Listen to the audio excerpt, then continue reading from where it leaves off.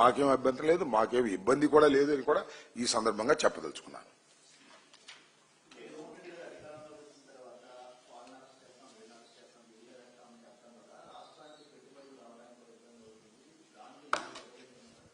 జగన్మోహన్ రెడ్డి గారు అధికారంలోకి వచ్చిన తర్వాత వాళ్ళని అరెస్ట్ చేస్తాం, వీళ్ళని అరెస్ట్ చేస్తాం అంటే ఈ సిస్టంలో అరెస్ట్ చేయడానికి ఒక ప్రొసీజర్ ఉంది. మమ్మల్ని అరెస్ట్ చేశారు, కేసు పెట్టి అరెస్ట్ చేశారు, ఇన్వెస్టిగేషన్ చేసి అరెస్ట్ చేశారు.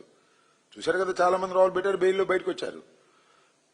ఇవాళ చాలా స్పష్టంగా నేను చెప్తున్నాను, ఈ రాష్ట్రంలో అనేకమైన స్కామ్ జరుగుతూ ఉన్నాయి.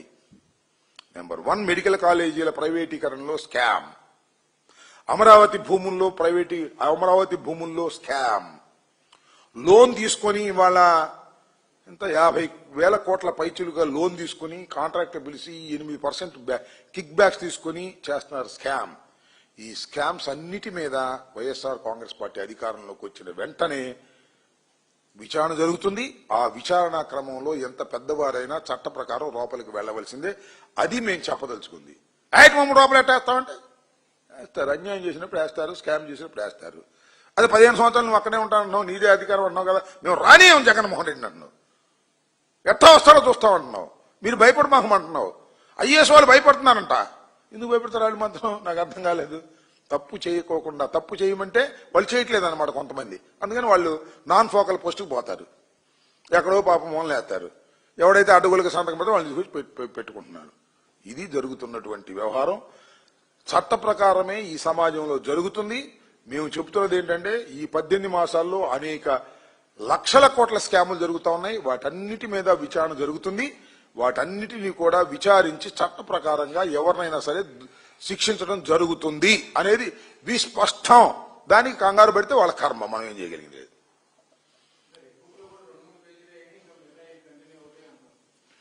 రెడ్ బుక్ లో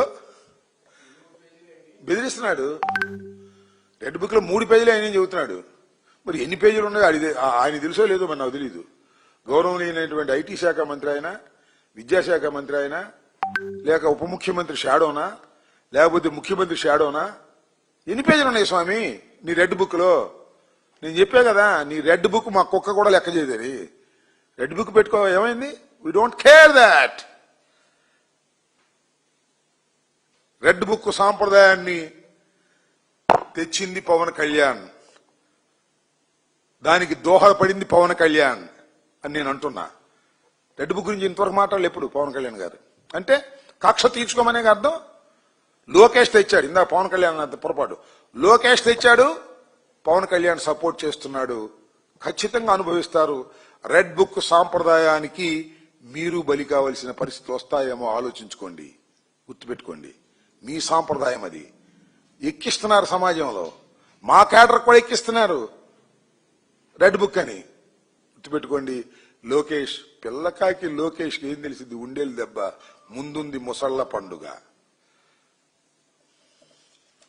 ఓకే, ఏంటి సాంప్రదాయం అండి? పవన్ కళ్యాణ్ అయినా కూటమి అంతా ఒకటే కదా, రెడ్ బుక్ ను సపోర్ట్ చేస్తున్న కూటమే కదా.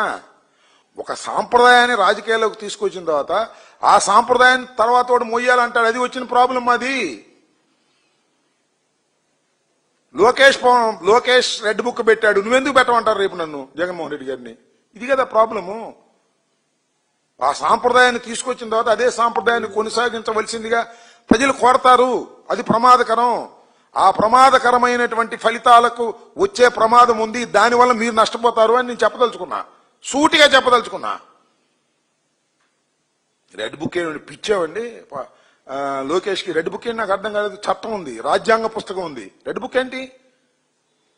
సాగుతుంది కదా రెడ్ బుక్ అంటే సరిపోయింది. ఆ 3 పేజీలు ఏంటి అంటే ఎన్ని పేజీలు ఉన్నాయో? కడమ పేజీలు వాళ్ళే ఉంటారు, చూసుకోమనండి.